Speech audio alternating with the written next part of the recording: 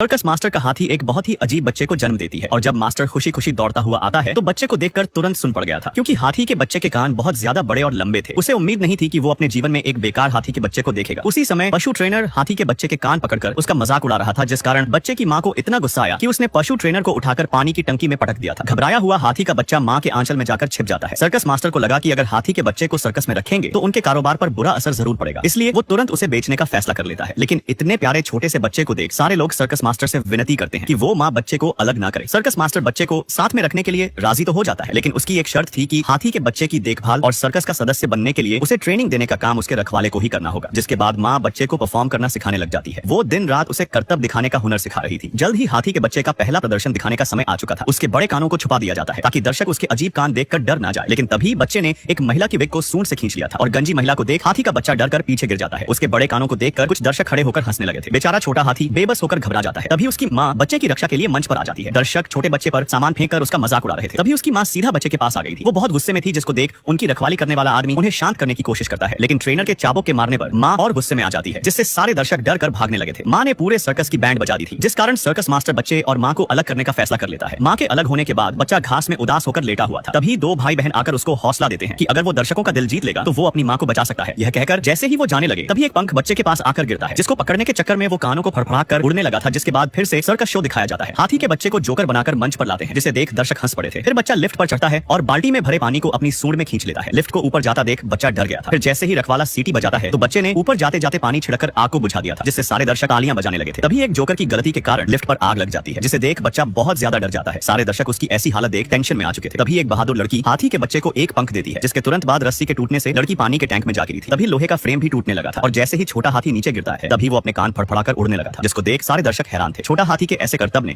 उसे मशहूर बना दिया था, जिससे सर्कस का कारोबार बढ़ जाता है और दूर दूर से लोग उसे देखने आने लगे थे। छोटा हाथी अब सर्कस का स्टार बन चुका था। फिर एक दिन एक अमीर आदमी सर्कस मास्टर को अपने राज्य में शो दिखाने के लिए उसे इनवाइट करता है। छोटा हाथी अब इंसान को बिठाकर भी उड़ सकता था, लेकिन शो के दौरान एक घटना घट जाती है। लड़की करतब दिखाते हुए नीचे गिरते गिरते बची थी। उसने छोटे हाथी का दुपट्टा पकड़ा हुआ था। फिर जैसे ही लड़की नीचे गिरती है तभी रखवाला रस्सी फेंककर गर्लफ्रेंड को बचा लेता है, लेकिन छोटा हाथी अभी भी ऊपर फंसा हुआ था। दर्शक बहुत ज्यादा घबराए हुए थे, लेकिन जैसे ही हाथी नीचे गिरता है तभी वो हवा में उड़ने लगा था। फिर अपने बड़े कानों की मदद से वो उड़ता हुआ सर्कस को तोड़कर बाहर आ जाता है और सीधा माँ को ढूंढने निकल पड़ा था। उसकी माँ को जंजीरों में कैद करके रखा था। माँ को खोजने के बाद छोटा हाथी बहुत खुश हो जाता है, लेकिन लालची अमीर दोनों को अलग अलग करना चाहता था, जिसे देख सर्कस वाले अमीर आदमी को सबक सिखाते। सारे लोगों ने मिलकर बच्चे की माँ को आजाद कर दिया था, जिसके बाद माँ बच्चा सर्कस को छोड़कर अब जंगल में शांति से रहने लगे थे।